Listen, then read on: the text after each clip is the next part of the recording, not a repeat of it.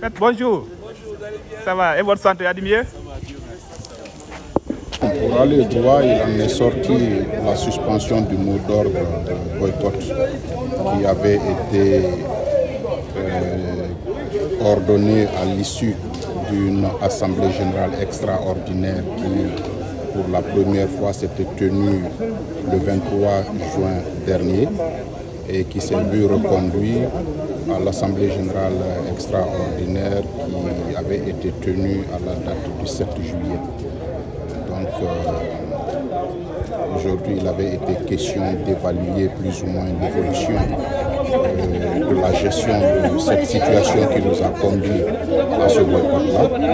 Et il en a résulté à l'issue du vote que le mot d'ordre soit suspendu. Oui, est-ce que vous avez eu des avancées? Quelles sont ces avancées que vous avez eues par rapport à vos revendications?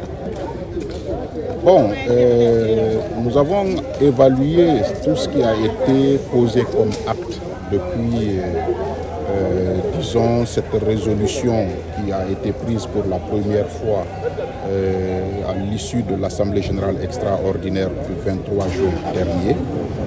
Et nous nous sommes rendus compte qu'il y a quand même eu des actes, mais à côté de ces actes-là, vous savez, dans une situation comme ça où les choses se passent entre une institution et un certain nombre d'interlocuteurs au niveau de l'État, comme on le dit, ce sont des discussions et pour l'aboutissement de certaines parmi lesquelles discussions, il y a bien entendu, ils ont raison de se donner certaines...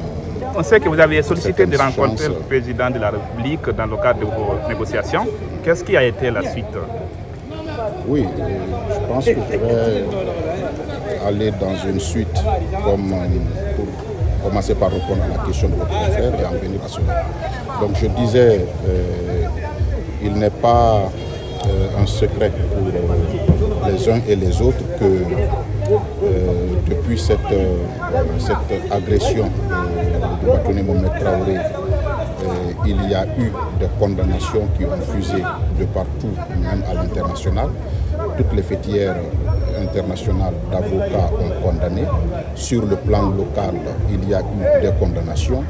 Il y a également eu des rencontres, par deux fois d'ailleurs, avec le Premier ministre, le chef de gouvernement, autour duquel il y avait des personnalités, disons, de l'administration publique et du monde judiciaire et pas des moindres. Et puis il y a eu cette procédure dont nous avions fait cas qui a également connu son envolée. Aujourd'hui, le Batouni Mohamed Traoré a été auditionné par l'officier de police judiciaire. Donc ce sont des actes que nous avons pu comptabiliser. Et en marge des entretiens que nous avons eus, nous l'avons exprimé, le souhait de rencontrer le chef de l'État. Ce n'est pas quelque chose qui nous semble impossible. Ce n'est pas quelque chose également auquel nous renonçons. Il y a bon espoir que cela soit.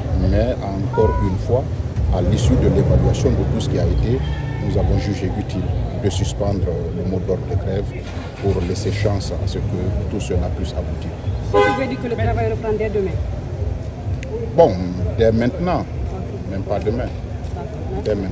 Mais est-ce qu'il y a des interpellations côté des personnes suspectées d'avoir enlevé M. Traoré? Bon, je ne crois pas, mais n'étant pas membre du collectif des avocats constitués pour ce cas-ci, je ne peux me prononcer outre mesure. Merci.